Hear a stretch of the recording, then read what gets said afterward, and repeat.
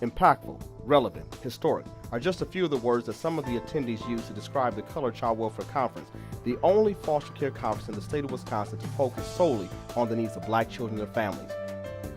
There were over 300 multidisciplinary folks in attendance looking for answers to serve black children and families who are involved in the system.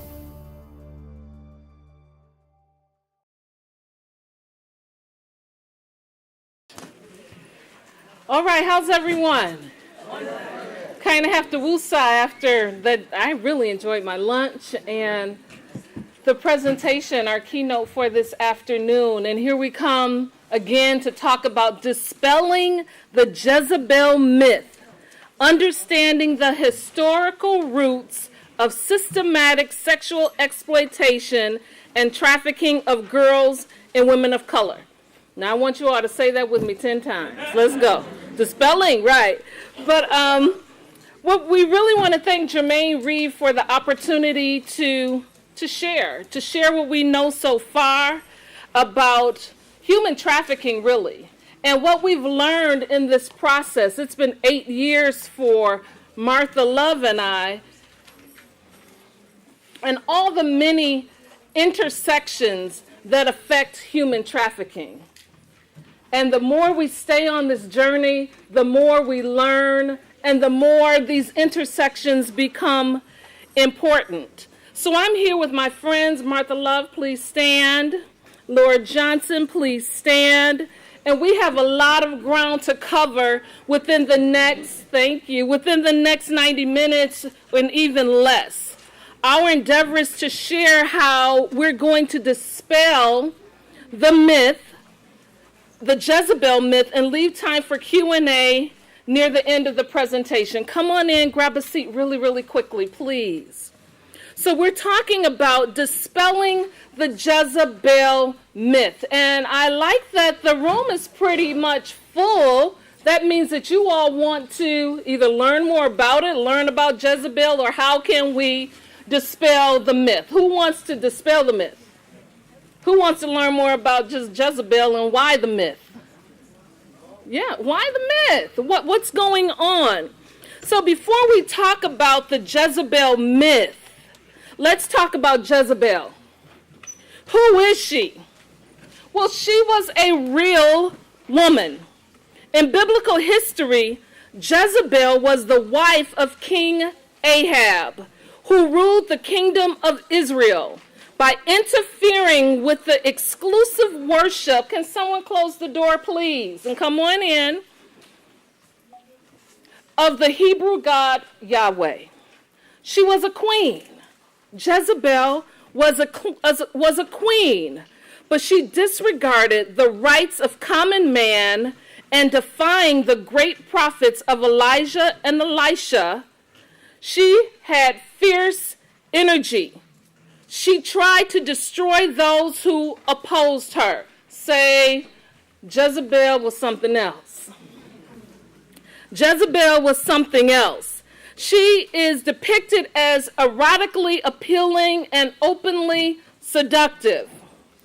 She was a promiscuous woman with an insatiable sexual appetite and has come to be known as a very wicked woman. And you can read more about Jezebel in the Bible in Kings 1 and 2. Subsequently, being a Jezebel has become synonymous with women who engage in lewd sexual acts and who take advantage of men through sex. So all of who Jezebel has been boils down to this woman who has this prowess, this power, and this, I guess, magnetic energy towards sex. Now, I'm here to tell you that every day I get up with wind beneath my wings to eradicate human trafficking. Every day I'm thinking about it. How can we, in this movement, eradicate human trafficking? So it's very interesting to learn that there's this myth associated with African American women and who we all are supposed to be. I thought it was kind of hilarious after a while. And as I continued to read and to learn and to study about this myth, I was just like, okay, enough. We got it. We get it. And this is what I'm hoping that through the course of what I have to share, what Laura will share, and what Martha will share, is that you have a balance, which brings us back to the eradication of human trafficking. And this is just information that we'll be able to put in our toolkits so that we can be better advocates and just better as I believe no one wants human trafficking in our communities. So this is why we're here. And I experienced feelings of discomfort as I researched the topic and interviewed traffickers and survivors.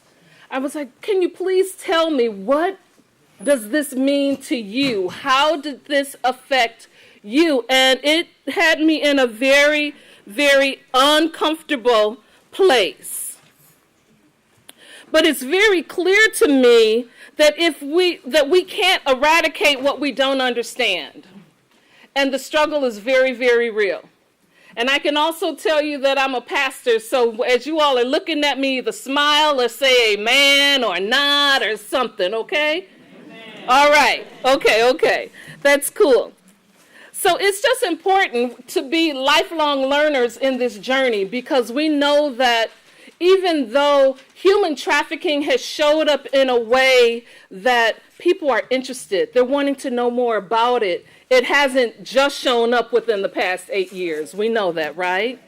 So it's important for us to be lifelong learners and really engage in the intersections. And I can say that there are some things that really get me going and have me going 24/7 around human trafficking, and maybe this Jezebel myth will be what will get you going and have you talking more about human trafficking and how we can work together to eradicate this myth. So the deeper dive is the sexual myth of Jezebel functions as a tool for controlling African American women. The myth functions as a tool to control African American women. What that means is all black women have the same level of output according to the Jezebel myth. So if you don't mind, and he's smiling at me, yes. You two, can you please stand right here? Come on, quickly. Martha, you two, I need black women. You two, come on, stand. You three, come on up. Stand right here. Just stand right here. Stand right here. Black women. The Jezebel myths, come on down, boils down to, if you're African American, your appetite and output is equivalent to that of Jezebel. Why? Because you are African American. And all the women in the house said, right? If Jezebel is a woman that had this insatiable appetite, and she was wicked, and she was very controlling, the myth states that we're all that way because of the color of our skin. And you'll see how the projection from slavery to now is still in operation. All right? Thank you. It's still in operation. The myth that all black women in this room output to match, and I'm saying output, I'm being pleasant, to match Jezebel.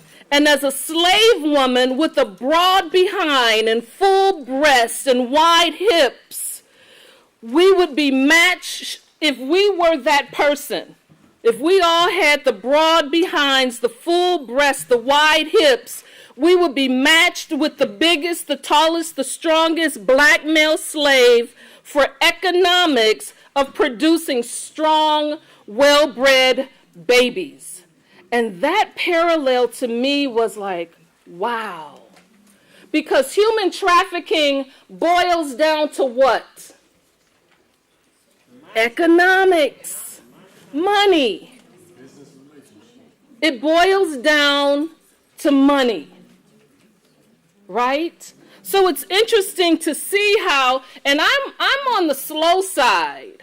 I'm not one that signed up quickly to say that all the behavior that we're seeing in 2016 goes back to when we were slaves or goes back to when we were in Africa. I'm like, I don't buy that so much.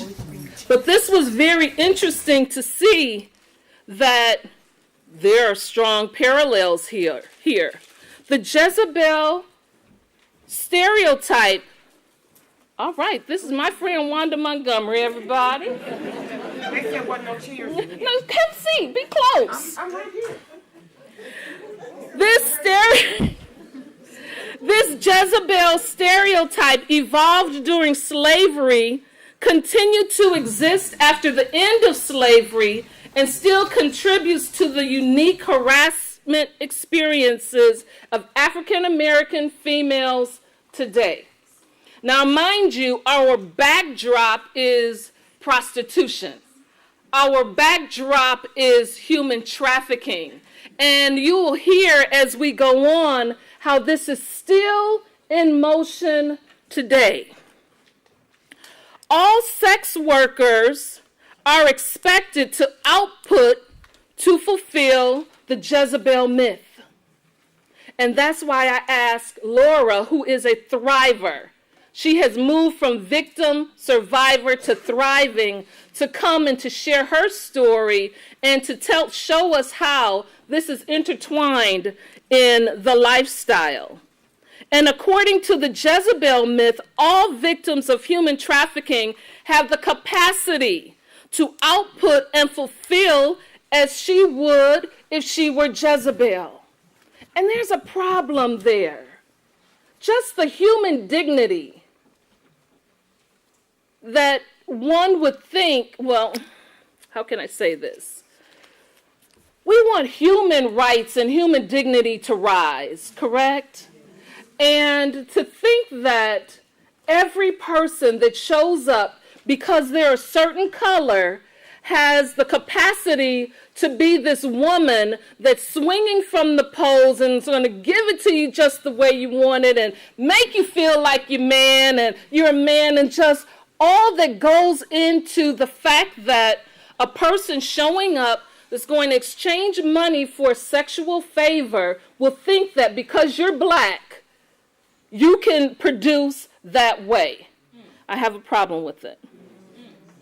Nor does it matter that you could be 13. 13 being the average age that girls are trafficked. And I was just speaking with a gentleman that runs a group home, a large group home, and he said they're coming in at 11. They're coming in younger. And that because she's of an African American, that she would still be expected to output in the same way. Anyone else have a problem? Let's not forget that she's forced, that she's coerced, and that she was fraudulently brought to this life. If you are an African American female, you qualify. The mindset of being a Jezebel excused the slave owners and slave hands for raping women. It excused them. It excuses a legacy of slavery and the stairs to the governor's bedroom from the female slave's dungeon in Ghana. The Jezebel myth excuses the generations that black women are seen as hot sex creatures available for all kinds of practices. You know what I'm talking about. It excuses the hunky, which was the practice of white males wishing to hire African American prostitutes in the 1920s. and going to the appropriate parts of town while honking their horn to attract the whores. Others say that honking signaled a higher paying white client and would quickly gain the prostitute's attention. Real talk. This is disturbing, but very interesting. Again, because we cannot eradicate what we don't see and what we don't understand. We can't eradicate it. We have to understand it. And as we're met with these intersections, it's our endeavor to learn. So here we are. The Jezebel myth is important to dispel because the victim blaming, say victim blaming, that occurred on the plantations, stating she asked for it by allegedly being over-seductive in the fields, contributes to modern-day victim blaming. Right? What are we talking about? She wanted it. She looked at me like she wanted it. She seduced him. Why was she wearing that short skirt? Why did she have one too many drinks? Why was she out at 2 o'clock in the morning? Why was she walking by herself? Didn't she know better? Didn't she know that if she seduced him or if she flirted that he was going to go in that direction? Victim blaming. The Jezebel stereotype is having a lasting effect. And who has heard of R. Kelly? How about Mike Tyson? Yes. It was in 2008 that R. Kelly allegedly videotaped himself having sex with a teenage girl. And it was in 1992 that Mike Tyson was found guilty of rape. But when it comes to the victim blaming and how we've moved from slavery times to now 2016, we have to look at how we have become a part of the victimization, and we've bought that myth that, oh, well, maybe she did deserve it. Maybe she did ask for it. She knows what he's like. Why was she there? We hear it with victims of human trafficking. Well, why won't she leave? Well, why won't she just leave? Victim blaming. So Mike Tyson did half his sentence, and once out, the community sided with him, claiming it was her actions that invited him to rape her. This is the backdrop of how we are going to dispel the myth, this Jezebel myth, and move towards how we're moving and working in our community to eradicate human trafficking. So if you don't mind, I'd like to welcome to the stage Miss Laura Johnson. She's a champion. I love her because she said that she's going to change the world. Let's give it up for Laura.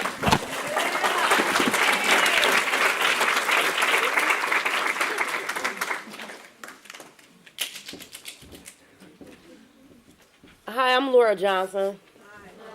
There's a recorder here, but I know I'm gonna be. Go ahead, do your thing. I can't never stay behind this. Never. I am Laura Johnson, and I'm an advocate here in Milwaukee. And I go different places, and I advocate and I fight for against human sex trafficking. I grew up here in Milwaukee. I was trafficked from the age of 14 to 17 years old. I also grew up in foster care and was returned back home to my mother at the age of 13. So I know how it is to be in foster care and being molested by my foster brother and being moved here, and never having no stability. I know that. I met my trafficker. He was from the neighborhood, from Milwaukee, And he wasn't the guy who drove the Cadillac and, where the Kango had. He was the guy with the rims and the TVs in the car.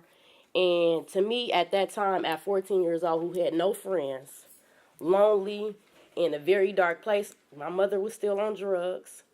And I always had this feeling where I wanted to just get away from home. And I ended up leaving with him, going to Chicago. But I'm going to make sure that while I'm telling my story, it's very important for me to be able to let y'all know how racism did play a part in my story. I ended up with him, and while I was with him, I was the only African American girl. I was the only African American girl. The other girls, they were runaways who had ran away from their parents' house, who had a mother and a father who had came from a good home. I was the girl who wanted to get away from home because I didn't want to be at home because my mama owned dope. That's who I was. And I was the only black girl. Everybody else was different race. The only black girl. So, in my mind now and today, it tells me that it doesn't matter what color you are. It don't matter how old you are, whether you're a woman, man, transgender, it doesn't matter. You are prone to be able to end up in human sex trafficking if you don't have the correct information. And he would take pictures of us in lingerie and he would place us on Craigslist. Now it's a different thing called Backpage. Back then it was Craigslist. And he would follow to make sure like we had enough clientele here. But most of our clientele was white men. Why? Why were they white men? Because the white men, you didn't have to do a whole lot to get the money.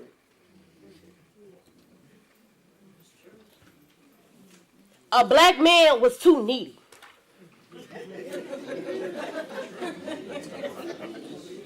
And that's just the way it is. Me thinking back now, and that's exactly what it was.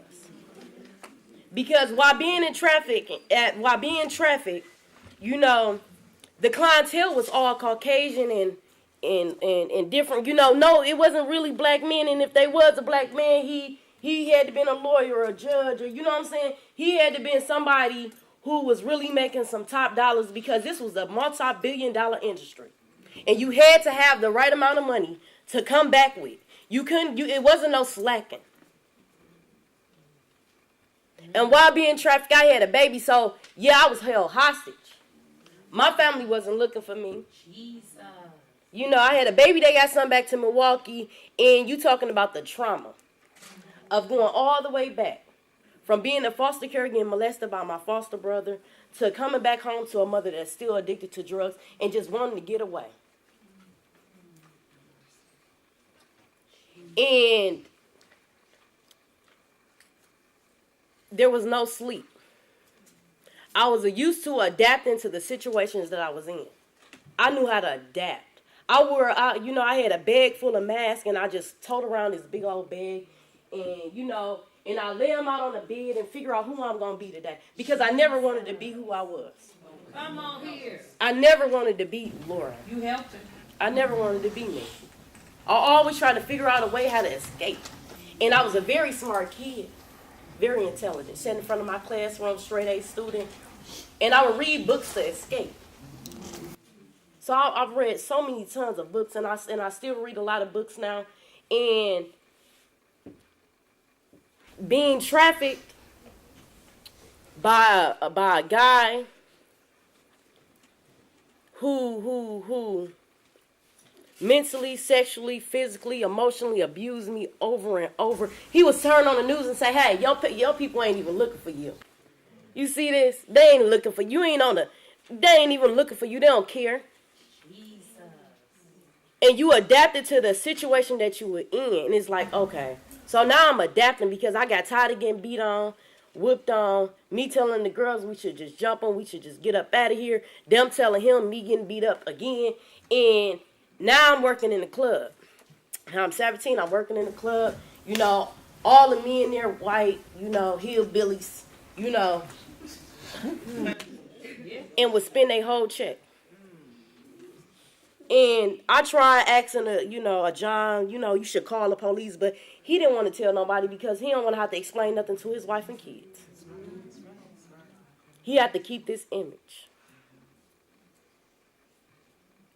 And I finally got away, and it was through God, because I had never stopped believing that God wasn't there. Amen. No matter what he told me, no matter how much I knew that my family didn't care, I always knew that God was there with me. I had always.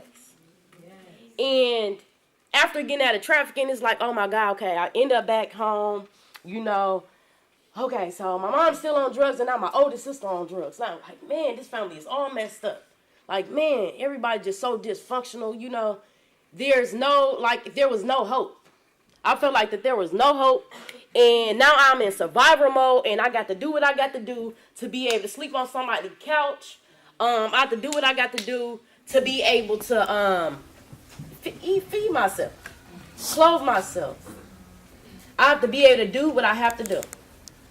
Now, I ended up going to the Child Care Welfare office on 17th and North Avenue. And I would go in there and I would bug the mess out of these people.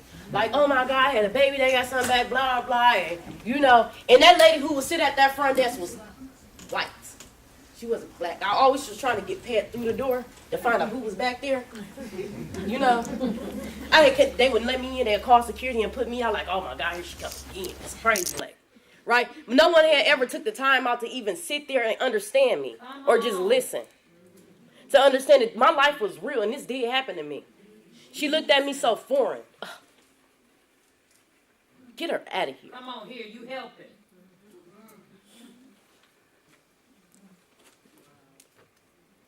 That hurt. Because I look a certain way and I'm dressed a certain way, and I'm walking a certain way because this is a learned behavior. Can you help me? She couldn't help me. She didn't want to help me. She didn't try to help me. She didn't try to help me. The lady that did finally help me, but I'm gonna keep going in between, because the lady that finally did help me was a black social worker who didn't ask me no questions, who put me in her car. Yes. Took me to get me something to eat. Jesus. Gave me a warm blanket. I didn't want to, I had an issue with white people for a long time, especially the white police officer. They'll call me, La, what you doing out here? I'm just trying to make it. I'm just trying to live. I'm just trying to give me a few dollars to make it. Let that white man pull up. I'll be good for the day. And that's just the reality of it. That's the truth. I'm so sorry that I have to tell the truth, but that was the truth. That was the reality of what was really going on. That's the real deal. It's the reality. Yeah. That the white man want that black girl because that black girl busts them moves. That's the truth of the matter of it is. It's still going on after all them years, and after hearing Dana telling y'all about how far back it went. It's still going on. Hate and lust all at once. That's what it is. Getting up out of there, and then I end up on drugs. And I had told myself I'd never be like my mom. Man, I don't like her. I hate her. I'd never be like her, and I ended up just like her. But I found my way out. Because it was that black social worker who gave me that warm blanket, who gave me that meal. That's all I needed. I needed somebody to show me that they cared. Because after all them years of my sister writing that letter, my sister putting that letter in my book bag and me taking it to school and gave it to my Caucasian teacher who called the people. Where I ended up with my Caucasian, the same teacher who I had ended up with her for a few months, but then her daughters made me feel like I was at a place. She didn't know how to comb my hair because I was black. I love that lady. I love that white teacher because she took me in when my family didn't want me. I was the only one who ended up in foster care out of my siblings. I had a sister and brother older than me and a sister and brother younger than me, and I'm the only one who looked different. Everybody else so dark. They used to make fun of me and tell me, Mama found you on a garbage can. She slept with a white man. They used to tell me all of this. My self-esteem was killed at an early age. I always felt like I ain't belong, or I ain't fit in, where I toted this bag on my back all these years. And picking a mask every day of what I'm going to do. And what's going to happen, who I'm going to be today. I got tired of that. And when I came in contact with the resources and the help that I needed, I was able to just wear that one mask, throw that bag in the garbage. I was burning a mask every day after day. And it got better for me.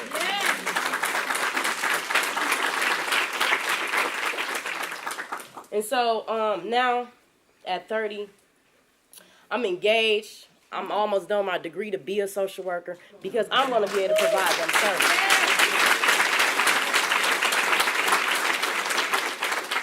I'm almost done with my degree.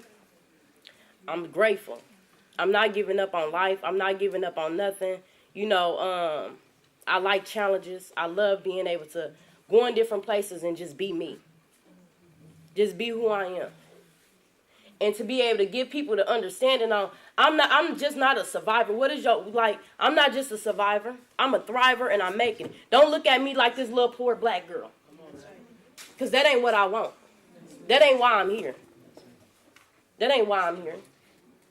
I want to be able to give y'all the correct information so that way you could tell somebody in your neighborhood, in the school, that so you can be educated on what's going on. And don't just sit behind this desk or this white picket fence with these visors on and thinking that this is not going on, because it is. I'm grateful to be here, and I don't know if I still got time. Yep. Oh, well then, let me go on here. Let me go ahead then. Because after getting out of trafficking, my sister ended up on drugs, but I had no clue that people was actually prostituting. Because I was sold in a room, chained up, no food. I did not know people actually stood on the corner and stood there and waited on somebody and got in the car and and they go to a spot and he give her money and then she make it back. Probably not safely, not all the time, but most likely safe, and was able to keep the money. And when I found out that, I thought that was like a lick. I felt like that was like the coolest thing ever. Now, may I remind you, I don't know nothing. This is what I know. If I had known some job skills and whatever and blah, blah, I didn't know nothing. I was taught what I learned. I was taken at 14. Now, it wasn't no snatch and grab. He threw me in the car, blah, blah. No, he was my boyfriend. I loved him. I trust him. It wasn't no snatch and grab like they show on the movies. That right there is just bullshit, Yeah. Now that might really happen, but that ain't really that's not like the reality of it. They're just giving you a ideal of what it may be, but that ain't the real deal. The real deal is that most girls that go end up in human sex trafficking is the girls that think it's okay to dance on a pole and got that boyfriend who like, man, you can get this money and blah blah blah. The one that she, the guy that she trusts and that she running away from home for, and them be the boys, and they not just, they don't look like pimps, they don't look like pimps. But when I found out you can do all of that, I start using it. I had got so good at it. I had got good at it. Something that I didn't like to do. Waking up and doing the same thing over and over, and you don't like doing it. That's a messed up life. I had got so good at it to where, like, if I knew he was the police, because I'd get in the car and my sister had trained me so well. Then when I got in the car and I looked how many keys he got on the ring, and if he only had one, he was the police. Because, and for a while I would never get caught, but then they found ways to trick me and stuff. And then I would get locked up, and I would end up getting locked up for the same thing over and over, but the judge instead of letting me go, just let me out. But not offering me no treatment, not offering me no therapy, not offering me no counseling, not offering me anything. Here, let me back out to do the same thing over so I can come right back and do it all over again. And it's just a cycle. It just keep going. But when do it stop? When do you get that service provider to be able to provide the services that you need? There you go. You know, when do you, I mean, like, what do I have to do? Show you I'm dead, halfway dead? You know, my leg halfway cut off? What? Like, when are you going to be able to provide me a service? And I remember being out there restless, tired, not know where to go. Being on drugs and just delirious. Crazy, scared, and delirious. You know, seeing things, people coming after me, you know, coming in contact with people who didn't care about me. All my life. You know, the last 6-7 years is the best years that I ever lived in my whole life. You know, I never had a birthday party, and I keep trying to get my fiance to do it. I need a surprise birthday party, you know. Just surprise me. You know, I had never had a birthday party, and, you know, and I cherish this with my I have 2 boys. I have a 5-year-old and a 2-year-old. And I cherish my time with my boys, and I nurture them, and I love them, and I hug them, and I kiss them, and I play with them. I teach them, and you know, a kid need all of that. They need the love. They need you to know that they're loved. They need that.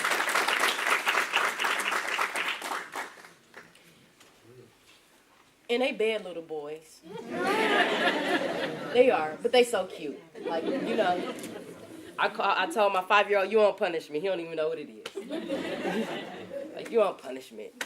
But I'm grateful to be able, like, God gave me 2 boys, and I'm like, oh my God, I thought the last one was gonna be a girl, but He gave me 2 boys, and He don't make no mistakes, you know. So me and their father is teaching them to be strong black men, because they're easily profiled because of the color of their skin. You know, like the statistics and stuff, like, you know, my kids don't know that I was on drugs and whatnot. I knew that my mom was on drugs because she didn't care what she did it in the house. You know, just stay off this table. My kids don't know this. And, you know, it is hereditary. I really believe that. But out of all my siblings, I'm the one that's in the middle who was so different. Now I took on the responsibility of everybody. You know, making sure I write my brother's letters because they in jail. My little sister, I just out here just, you know, doing whatever she doing. Then I got my older sister ended up getting shot in the head, raped and beaten and paralyzed in a wheelchair. And I show her that I love her. That was the same sister who had taught me the game. And that game put her in that wheelchair. And I'm grateful. I'm grateful to be able to take care of her and love her and nurture her and just, you know, she's so proud of me because if I wasn't where I'm at today, I wouldn't even be able to take care of her. I wouldn't be able to be there for my siblings, you know, be there for my mother. You know, I love her. Like, our relationship is better because she's showing me that she's being a better grandmother. Even though she wasn't a good mother to me, she's showing me slowly that she's trying to be a better grandmother to her grandkids. And so I'm just grateful, and I'm gonna let you get the floor. Thank you.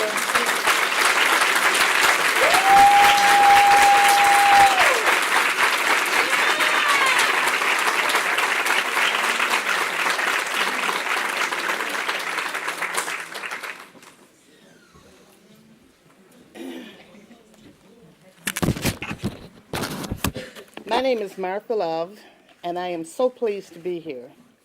I am real full right now, so you have to give me a minute.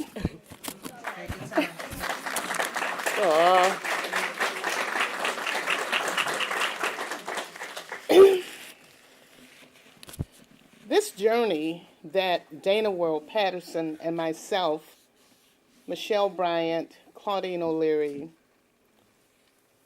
and LaShondra Vernon, and a few no-good legislators. This journey that we have been on for 8 years is Laura Johnson's story. Laura Johnson is the reason why you're all here in this workshop. Laura Johnson is the reason why LaTanya Johnson, state representative, introduced 7 pieces of legislation to protect adoptive children from predators, as well as child abuse among our children that are in foster care.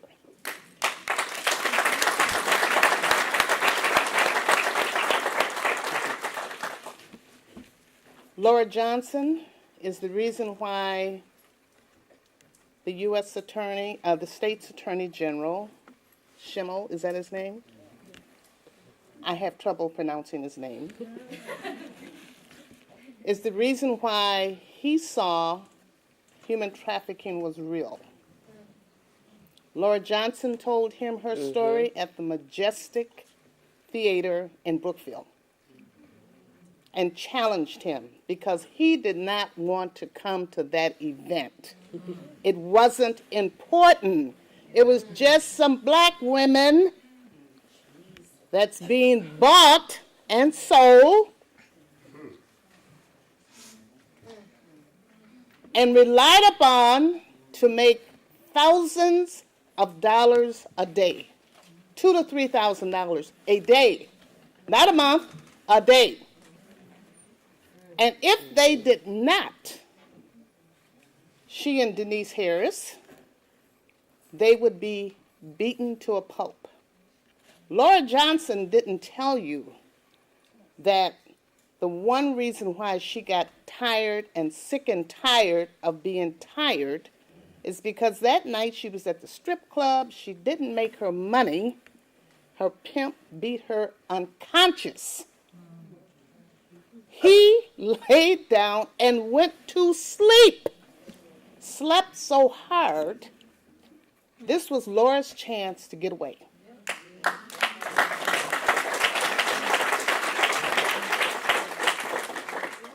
Laura Johnson getting away, she ran into a client that she had had sex with earlier that had purchased her. He made her, because she had no money, provide him with more pleasure before he dropped her at the bus station. This is Laura Johnson's story. How did I meet Laura Johnson and Denise Harris? I met them in a prostitution confidentiality support group. I have been privileged, first, to be an African American woman, secondly, to know so many wonderful people in our community. These people knew that Dana and I and others have been on a journey to try to find out and make a place for children 6 months, 3 years old, 7, 14, 17, and then a lot of our exploited children and sex workers are retired at 17 years old because they either have AIDS,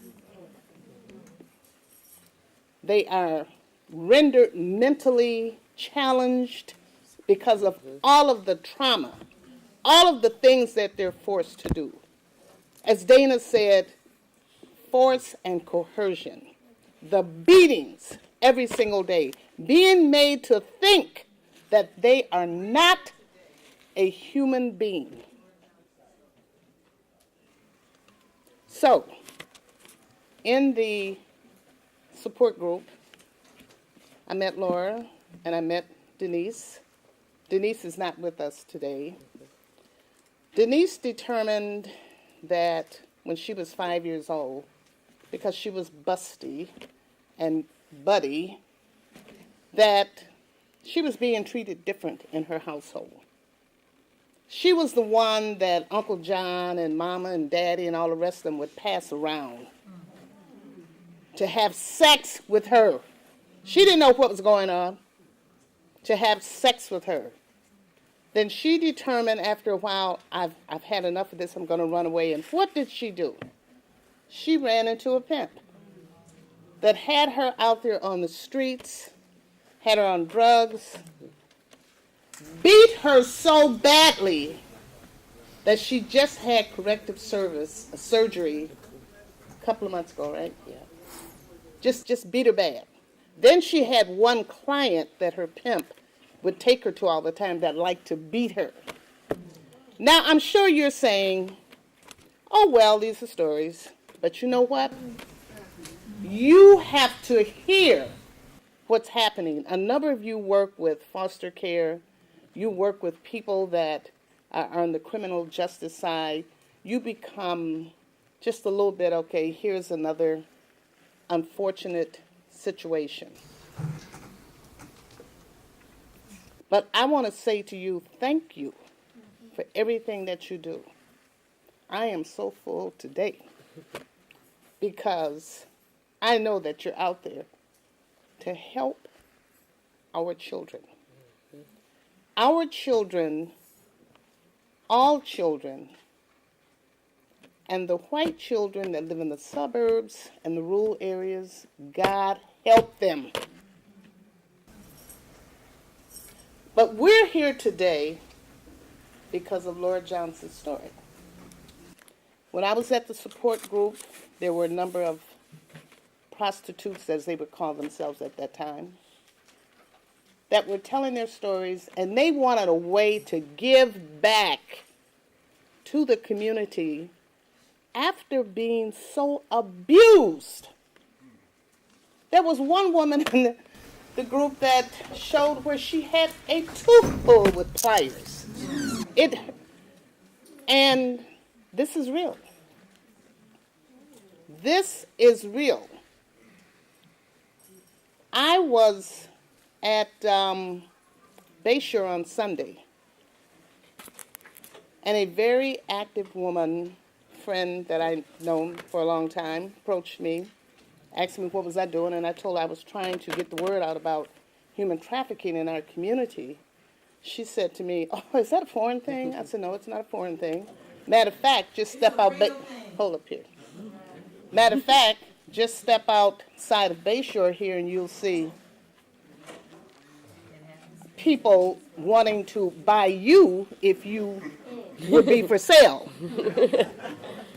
So I told her she should really look on the internet to find out what human trafficking is.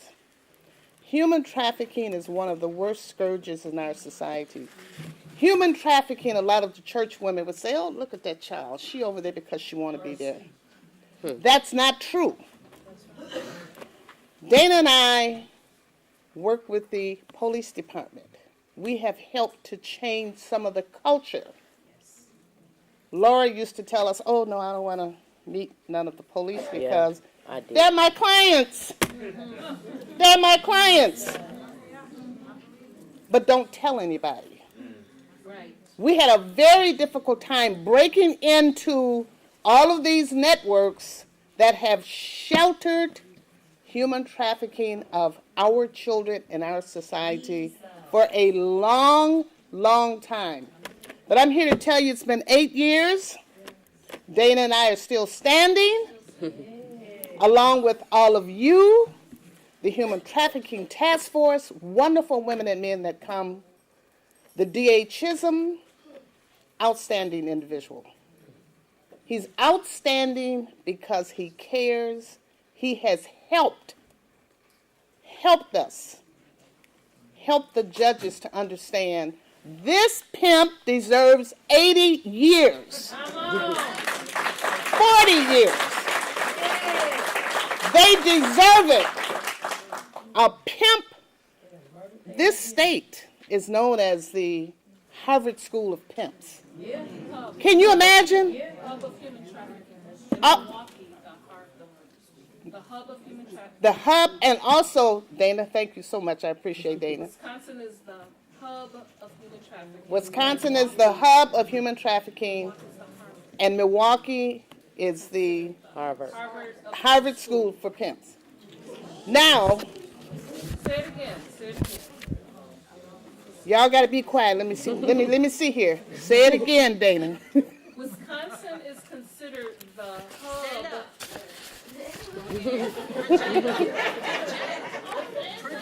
Wisconsin is considered the hub of human trafficking. And Milwaukee is considered the Harvard of pimp school. And we wonder, I've never read it.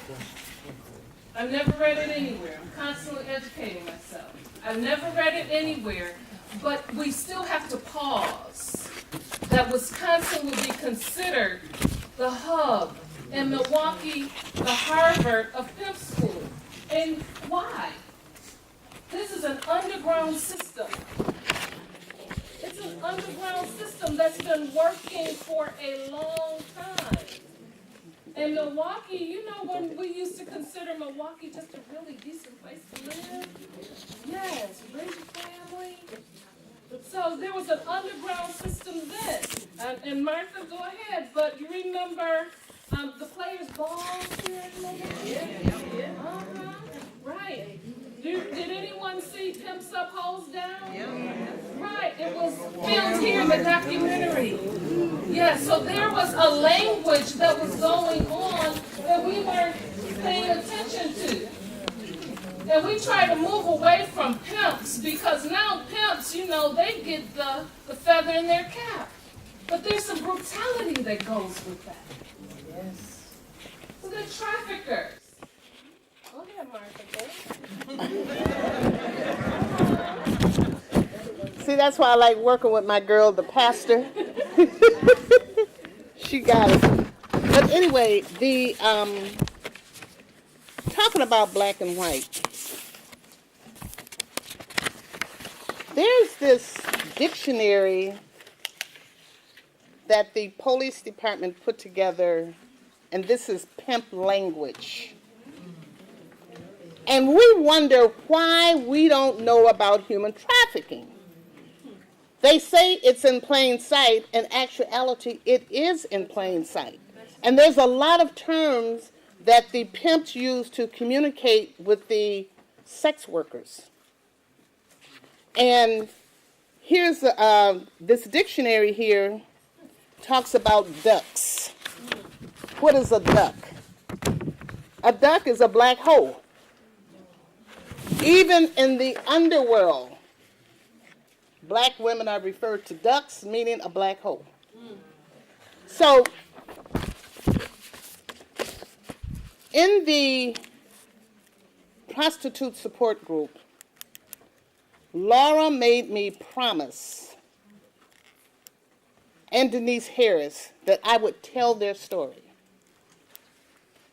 There's also 8 little young girls between the age of 10 and 12 that lived in the Mequon area, 5-bedroom house, everything nice, all of the mechanics. They were running an operation out of this house until one of the young girls said, I'm tired of this, I'm too bright for this, and I'm telling. And when she told, it had a real triple effect. But nobody believed them. But Dana and I. So I said to myself,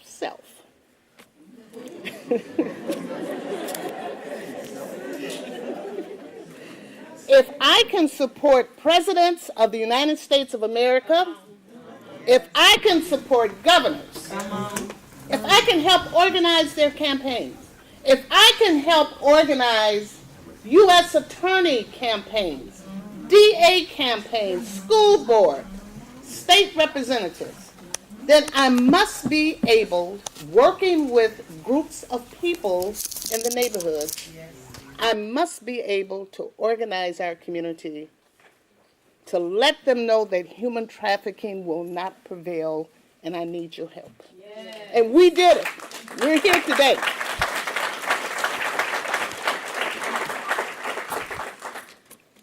Our faith community is to be commended. We always talk about, well, what is the church doing? I will tell you what the church is doing. The church has enabled Dana and I to be right here. That church community, Grapevine, is the best in the West. they started organizing small groups to talk about what is human trafficking. Human trafficking is modern day slavery.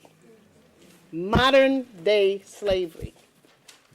We used to talk about a long time ago that young kids would go to school and they wouldn't have breakfast, so therefore they would act out.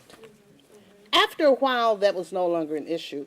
After a while, our kids started acting out, and then someone said they started putting them on medication. You know what the problem was? They were being sexually assaulted. That's right. Yeah. Sexually assaulted. And sold by their mama, yes, their fathers, brothers and sisters, aunts and uncles. Right now, I remember my father telling me, baby, he called us all baby because there were so many of us, he couldn't remember all of our names. He said, don't ever sit on a man's lap. And he said, if a certain person come to our house, and if me and your mother is not home, by the way, my parents were alcoholics, and if me and your mama is not home, get the baseball bat, beat their butt, and send them away. Because we know what he is looking for. So, my point is, we have to get back to what is the old-fashioned way. Who is your mama? Who is your daddy? What kind of stock did you come from? Because we got some stock out here now that you can't even sell. It is so horrifying. It's horrific what happens with kids. At a children's institution, their suspicion of some sexual involvement with 6-month-old, year-old, was once every now and then. Now it's up 45%. So now the doctors are being acutely trained to detect sex abuse among babies. So this society is wicked at this point if we do not open our eyes. I know your eyes are open. But I tell you, we really, really, really appreciate the fact that you're here. And we do have some guides that say the prostitution of children in America. That's how bad things have gotten. Don't trust your daycare unless you extensively research them. Don't trust babysitters. Not even auntie so-and-so, she ain't never had no kids. But you never know what may happen. This society, economics talk. And the other stuff, oh, well, here you go again being emotional. No, I'm not being emotional. We need everybody in this society to protect our children. To protect our children. So, I would say to you, whether you like my comments or not, I don't care. I'm happy you were here. When you tell the story, talk about Laura. Let's give Laura another hand.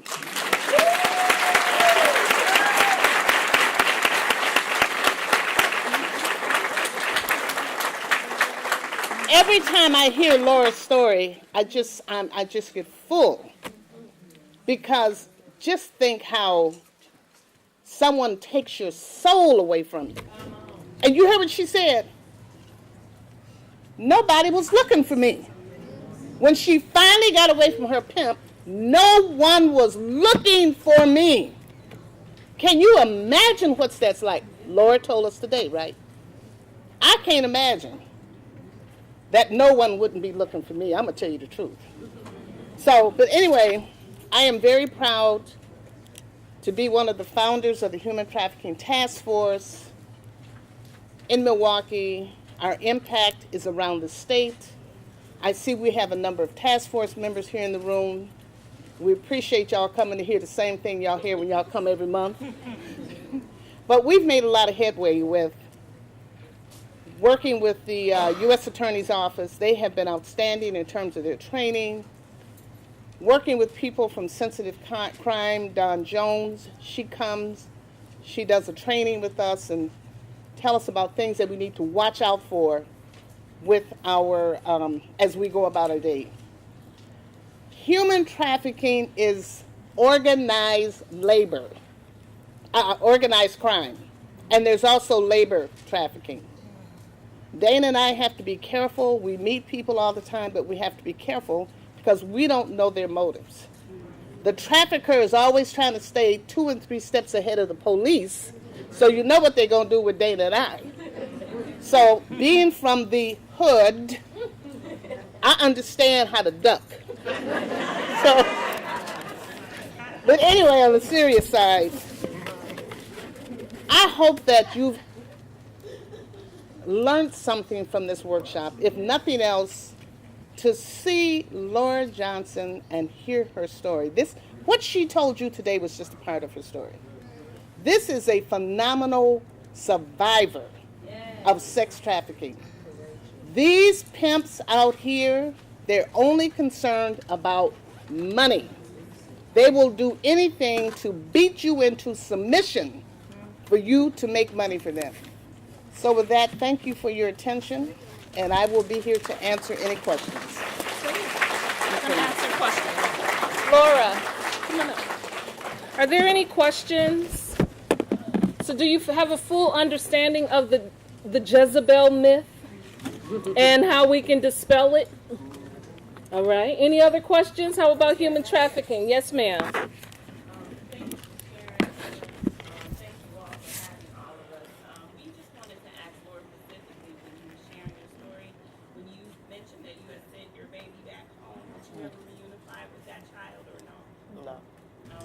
I'm waiting. He almost 18. He'll be 15 this year. So. Well, we pray that he finds Yeah. you because you turned out to be a woman. Thank you. So do you want to share that you do believe that he's going to get home? I believe that where he's placed at is a really good home. Like my heart has told me that. You know, God has presented that in different forms and throughout my life. Like I really believe that he's in a good home, and he is gonna come back, and I believe that. And I'm just like waiting, you know. Amen. Yes, ma'am. Speak up just a little bit. But I would like to know, I know that this is organized, and where are they recruiting from, actively recruiting from in Milwaukee? Is it the group homes, where kids are most vulnerable at that point? Where are they recruiting from? Well, the question is, because it's an underground system, because it's so active in Milwaukee, where are the traffickers recruiting? Now, you must understand that 13 is the average age, and I'm tired of saying it, but 13 is the average age that our girls are recruited, even younger for boys. We cannot ignore the LGBT community and survival sex. We cannot ignore that. And when you consider group homes are major targets. Foster care also is a major target. Why? They're looking for those who are vulnerable. That's why 13 would be an average age. Do you remember being 13? Probably not liking your mother. You know, a lot of things were going on, and you were trying to find, maybe wanting to be in the in crowd. But when you're in the schools are major targets. And our young men are being groomed to look for those who are vulnerable.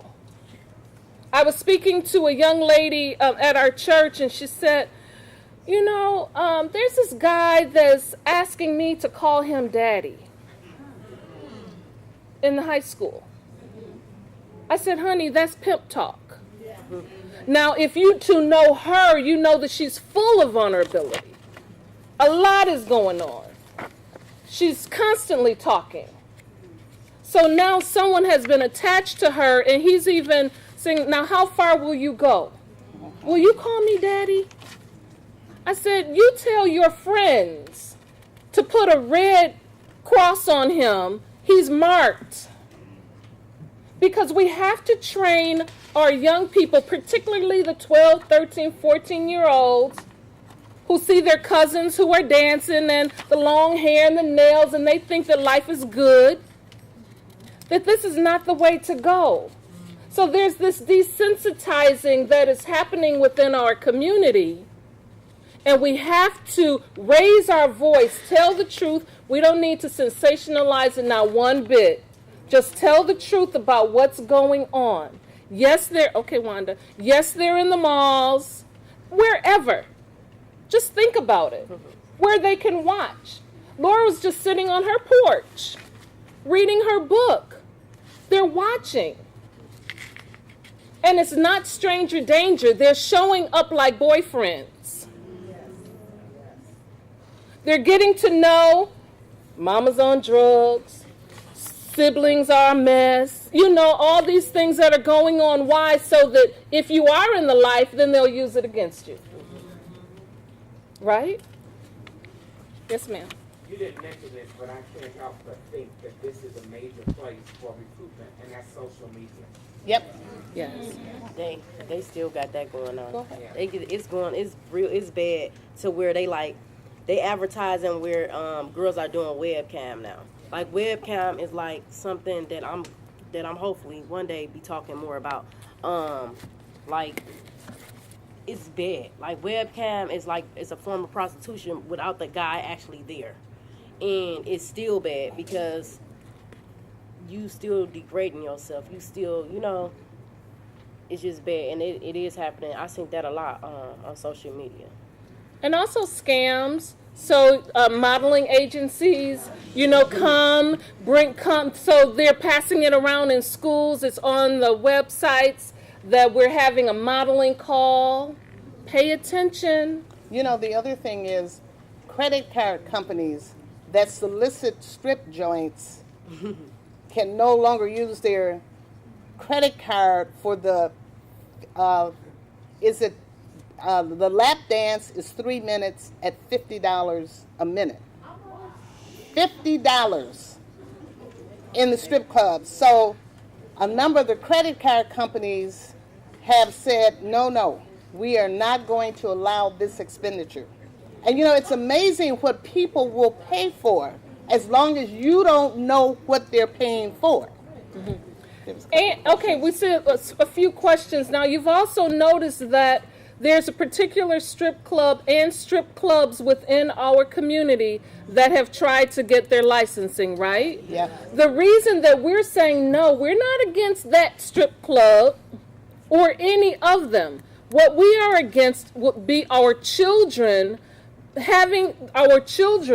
and Laura validated this, as well as security guards who said, continue doing what you're doing. Children are in the clubs. Now what happens? Their IDs are changed. They're made to look a little older, but they're minors. And that's our beef. The police department said, I can't control what goes on in your establishment, but it's what happens when they walk out. Right. That we have to contend with. And we're saying we know that minors are in your establishment. All right, questions. Yes, ma'am. And just real quick, Jermaine too, got a it's not question, just too. men Okay. that are recruiting. Women are recruiting. That's Yeah. true. Oh, yeah. That's true. You have to be careful too, even as you have to be careful too, like where your children go. That's true. Really as foster parents, they really need to check in more as it relates to, where the kids are visiting and things like that. Because sometimes it's her friend, mother. Absolutely. Pay attention to the moms. Because men and women, the women are the nurturers. So when our girls in particular, and our boys, but our girls in particular run away and they're walking through Pick and Save at 2 o'clock in the morning, it's the woman that's going to say, hey, baby, what you doing here? Come with me. It's the woman. We do have to pay attention. All right? Can I ask you a question? When you enrolled your young people in college, Did you enroll them in the stripper, hooker, sex exploitation class? Did you? Okay. I just want y'all to remember that you have to really kind of oversee and hand guide our children, because nowadays our young people think it's okay to look kind of slutty, and they don't think anything of it. That's why we got to kind of go back to basics, real basics, because it's very important and it's very enriching for the mind, so that our kids will have the strength not to be bullied. We're in the schools. And we'd love to come to more schools. Just let us know. Yes, ma'am. I'm a therapist. I have 27 kids. 14 are human traffickers, within human trafficking. See that? Last month was 4. Now this month is 14. See? So if you're saying that the group homes are some of the places where they solicit the kids, Why they being where else would they go if the traditional group homes say they can't provide services? Like they don't know how to talk to them or keep them engaged in different things. So where do they go? I need to start going to group homes. Because I got 14 girls, well, 12 girls and 2 transgender that live in group homes. But now I gotta help the care coordinators find placement because the group homes that they in don't want them because they don't know what to do with them because they still got that mentality of I'm a hustler, I gotta survive, I gotta do this. I need to talk to them. What to do? Right. What's I need to talk to them. okay? Laura said she's willing to talk with your group, but also unconditional love. Because if they run away, but they know that you love them, they'll come back. They may run away again, but if you're consistent, you love them, they're going to come back.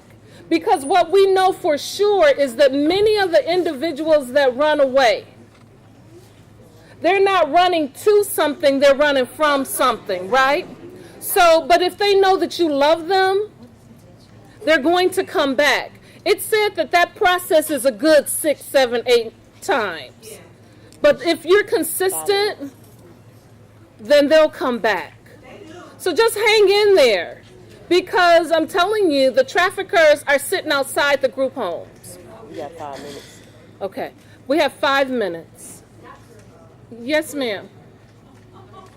Yes, ma'am. I appreciate everything that you are doing. I appreciate you shedding light on this issue. I want to know your We'll repeat it. as to whether or not, during your presentation, you should name the traffickers or not. I don't want to do It's it. organized. Listen, you know what, sister? I don't want to do it. Love you. Mm-mm. Now, we're talking $1 billion industry. 150 billion. And it's organized crime. And I don't want y'all to look up in the newspaper and say, oh, Martha was good. But oh, Lord, look at her. They didn't hung her up somewhere. So, Everyone has their Indian part. jail, you know what? Now, if they gonna send that trafficker to jail for 100 years, yeah, I'll call his name. But it gotta be in jail. And then, I mean, we're laughing about it, but everyone has their part. You know, so when you see it on Facebook, share it. You know, someone just received 330 years. Yay! But the sad, I thought, wow. I thought, wow. Because we have some judges where the police officer, law enforcement, they're doing a good job to present, and then the judges are given 7 years. Yeah. You know, some get a lot, some are getting few. We have to educate the judges And Dana of the and severity. I, Yeah, and go ahead. Dana and I have gone to judges when the police persons that we know say, hey, this man don't look, he does not take this serious. Mm-hmm. Dana and I have gone to judges, and I'm the bogarter. Let me in because we want to talk to you about what's happening to our children. Mm-hmm. You got to give him 100 years, or her, his mama and daddy and everybody in the family. Because the stuff sometimes fly downhill and they see how much money is being made. But we go to the judges and we express to them that they need to give these people plenty of time to think about the damage they have done to our children in this community. And I don't care if they get 500 years. But then I also want to say that the Human Trafficking Task Force has created a soft landing for victims of human trafficking.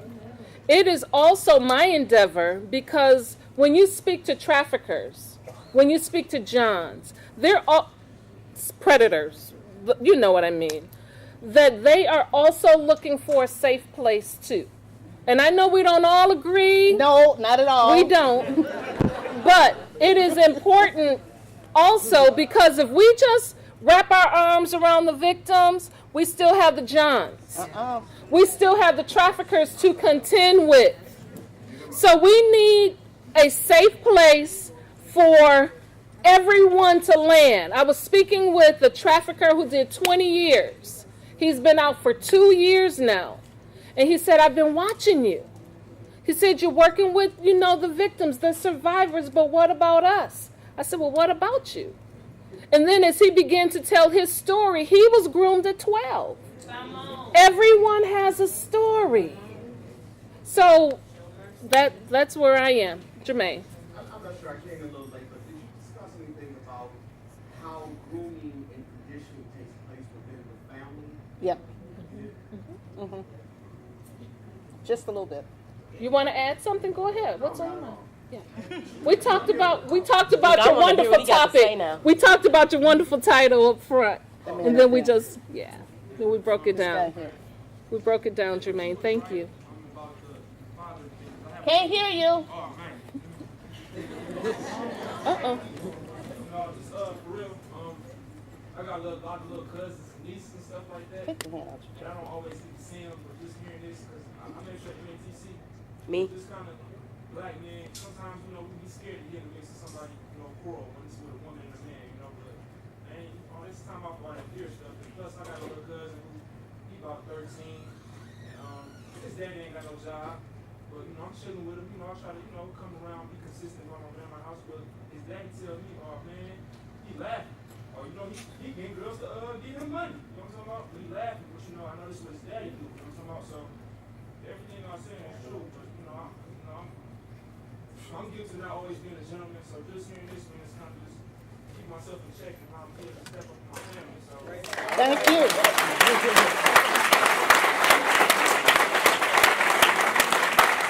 That's what it's all about.